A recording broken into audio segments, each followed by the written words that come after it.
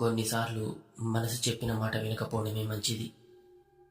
అలా నా మనసు చెప్పిన మాట విని ఒకసారి ప్రాణాల మీదకే తెచ్చుకున్నాను. ఆ రోజు ఆ ఆత్మ నుండి ఎలా తప్పించుకున్నానో తెలియాలంటే నాకు జరిగిన పూర్తి సంఘటన మీకు తెలియాలి. నా పేరు శివ. మాది రాజమండ్రి దగ్గర ఒక చిన్న విలేజ్. నేను చిన్నప్పటి నుండి వ్యవసాయం చేస్తూ నాన్నకి తోడుగా ఉండేవాణ్ణి. కానీ లైఫ్లో సెటిల్ అవ్వాలి అంటే ఈ వ్యవసాయం మాత్రమే చేస్తే సరిపోదు అని ఫిక్స్ అయ్యాను. ఒకరోజు మా అమ్మ నాన్నతో మాట్లాడి ఒప్పించి హైదరాబాద్కి జాబ్ కోసమని వచ్చాను. వెళ్ళిన రోజే ఒక పెద్ద కంపెనీలో ఇంటర్వ్యూ ఇచ్చాను, కానీ సెలెక్ట్ అవ్వలేదు. ఇంకా వేరే కంపెనీస్లో కూడా ఇంటర్వ్యూ ఇచ్చేది ఉంది.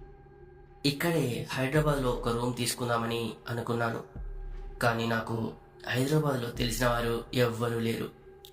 ఏం చేయాలి అని ఆలోచిస్తే గూగుల్లో సెర్చ్ చేసి మొత్తానికి ఒక ఇంటి బ్రోకర్ నెంబర్ చూసి కాల్ చేశాను. అతనికి అన్ని విషయాలు చెప్పాను. అతను ఏమన్నాడంటే, ఈవినింగ్ లోపు ఒక మంచి రూమ్ వెతికి పెడతాను అని చెప్పాడు.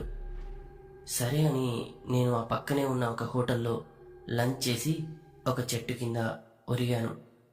నెమ్మదిగా నిద్రలోకి జారుకున్నాను. అలా ఒక 2 గంటల తర్వాత నాకు కాల్ వచ్చింది. ఎవరా అని చూస్తే ఆ ఇంటి బ్రోకరే కాల్ చేస్తున్నాడు. నేను లిఫ్ట్ చేశాను. సార్, మీరు అడిగినట్టుగా ఒక రూమ్ చూశాను సార్.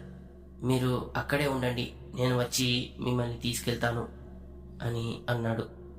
కాసేపటికి అతను వచ్చి నన్ను బైక్ పైన ఎక్కించుకొని తీసుకొని వెళ్ళాడు. అతను అలాగే వెళ్తూ ఒక స్లమ్ ఏరియాలోకి తీసుకెళ్ళాడు. అక్కడే కొత్తగా పెయింట్ వేసి మెరుస్తున్న ఒక రూమ్ దగ్గర ఆపాడు.